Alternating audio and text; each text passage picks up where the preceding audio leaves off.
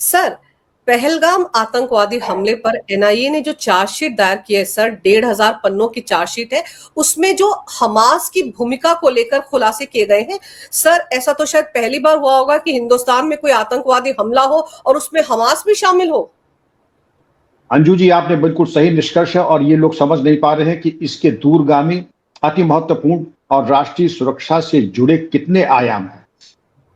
NIA की 1597 पृष्ठ की जो चार्जशीट है और भारत के इतिहास में पहली बार अंजू जी हमास का नाम आया है। वैसे तो ये था कि हमास जो है गाजा को गवर्न करती है, जय फिलिस्तीन करने वालों की हमारे यहाँ भी कमी नहीं है, फिलिस्तीन के झोले लेके चलने वालों चलने वालियों की कमी नहीं है। उनके बारे में चर्चा करेंगे क्योंकि जो बहुत जय फिलिस्तीन कर रहे हैं उन सबको सोचना होगा आप भारत माँ के साथ खड़े हैं, ये भारत माँ के शत्रुओं के साथ खड़े हैं। इनको बेनकाब करने का समय आ गया है। हमास की उत्पत्ति देखिए पहले राष्ट्रीय बात कर ले इतिहास में, ये फिलिस्तीन में होती है और ये सुन्नी एक संगठन है, सुन्नी इस्लामिक संगठन है और ये गाजा की पट्टी पर ये शासन प्रशासन करती, प्रशासनिक इसकी कुछ उत्तरदायित्व थे। 1987 में मुस्लिम ब्रदरहुड के ये एक ब्रांच के शाखा के रूप में बाहर आई, लेकिन अमेरिका, यूरोपियन यूनियन, इजराइल ने इसको चरमपंथी संगठन बताया है।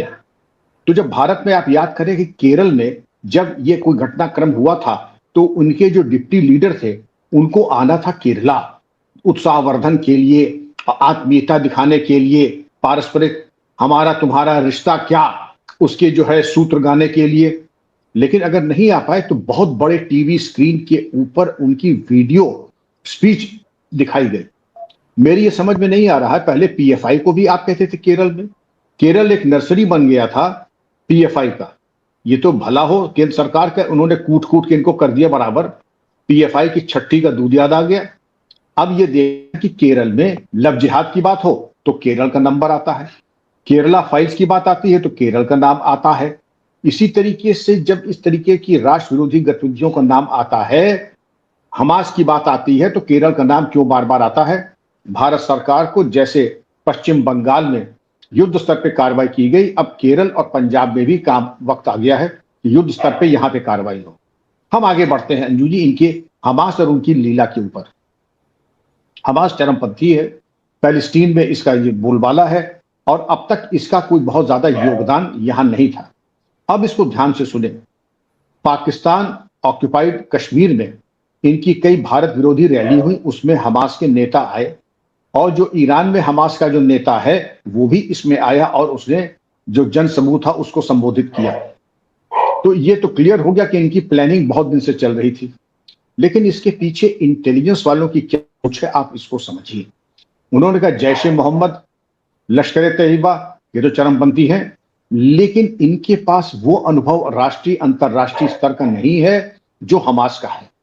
हमास के पास अंतरराष्ट्रीय स्तर का अनुभव है और इजराइल के साथ जो उसका मुचहटा होता है तो युद्ध कला, युद्ध कौशल, हथियार रख रखाव और वेपन्स ऑफ एरिया डोमिनेशन, इसकी जो जानकारी हमास को है वो लश्कर ए तैयबा को नहीं है और जैश ए मोहम्मद को नहीं है। इतना अंतर है।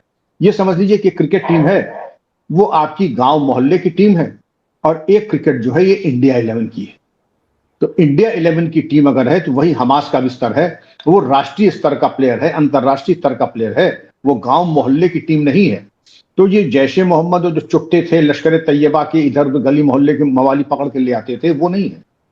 और ये सारा ताना बाना आईएसआई ने चूंकि बुना है।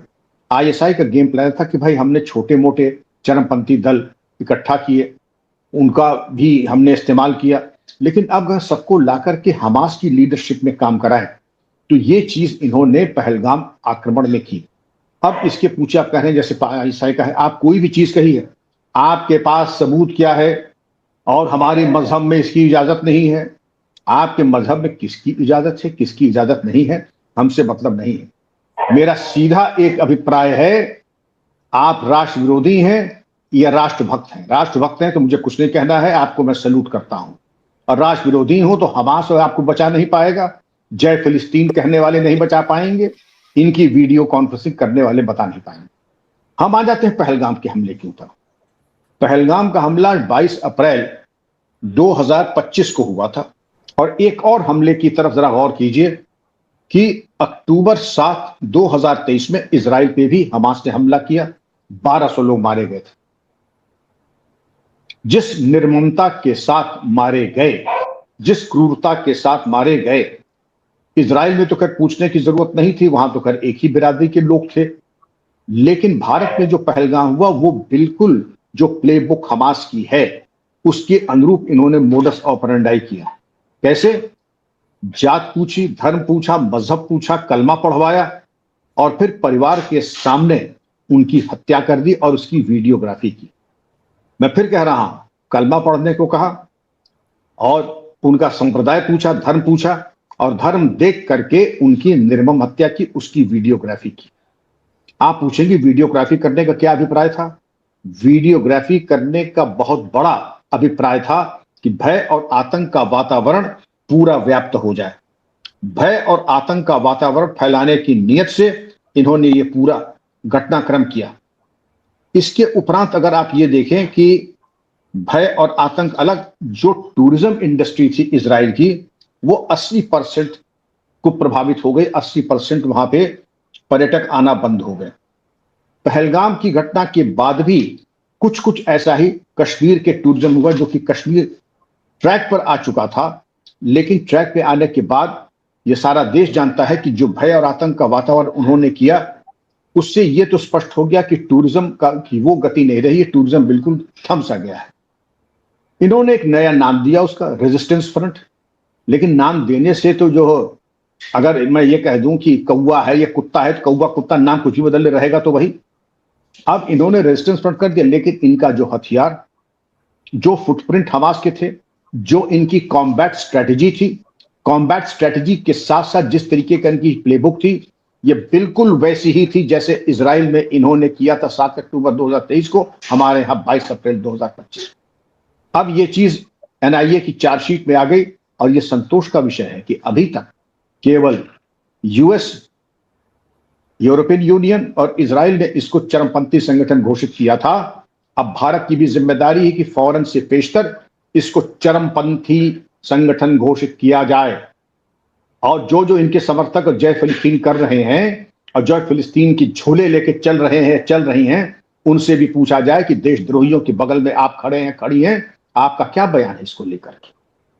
आपको भारत के साथ खड़े होने में बड़ी शर्म आती है?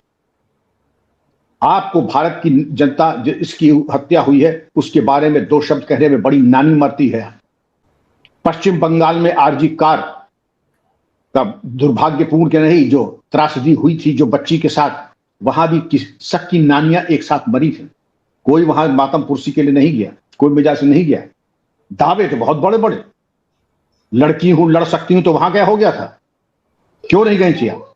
लेकिन वो जो एक पूरा सूत्र, अगर पूरा घटनाक्रम अगर आप देखें, नैरेटिव, कि हम जिसके जूते साफ करते हैं और जिसके चरण दबाते हैं, हम उस समूह का विरोध कैसे करें? जय फिलिस्तीन, जय हमास कहने में हमारा एक सांप्रदायिक एक लाभ हो रहा है। हम कुछ वोटों के लिए, हिंदू तो महामूर्ख होता ही है, वो तो हमको छोड़ के जाएगा ही कहां, तो हम कुछ भी करें। लेकिन आप ये भूल गए कि ये जागा हुआ भारत है, जागा हुआ सनातन है, ये अब शांत नहीं रहेगा।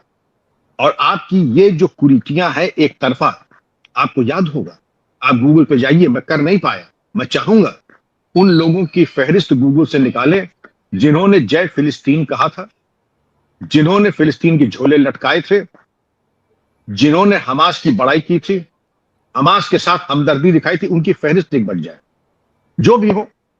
और उनको मैं चाहूंगा जब गैंग चार्ट बनता है तो उसमें राष्ट्र विरोधी गतिविधियों में, इनकी गतिविधियों के बारे में, इनके एंटीसीडेंट्स के बारे में, जो बहुत इधर उधर घुमा करते हैं, उनके बैकग्राउंड को भी चेक करें।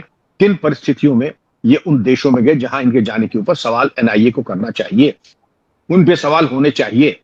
तो ये कुछ सवाल ऐसे हैं कि हमास अभी तक तो एक चरमपंथी एक संगठन था जो केवल इजराइल के आसपास क्रियाशील था, लेकिन उसका अंतरराष्ट्रीयकरण होने के बाद और उसकी मारक क्षमता, उसके हथियार और उसकी बैटल रेडीनेस, उसका लाभ आईएसआई ने उठाया और लश्कर तैयबा और जैश ए मोहम्मद को उनके नीचे डाल करके कश्मीर के ऊपर पहलगाम कराया। उनको यह नहीं मालूम था कि भारत ऑपरेशन सिंदूर चला करके इनकी छठी का दूध जाकर दोबारा दिला देगा।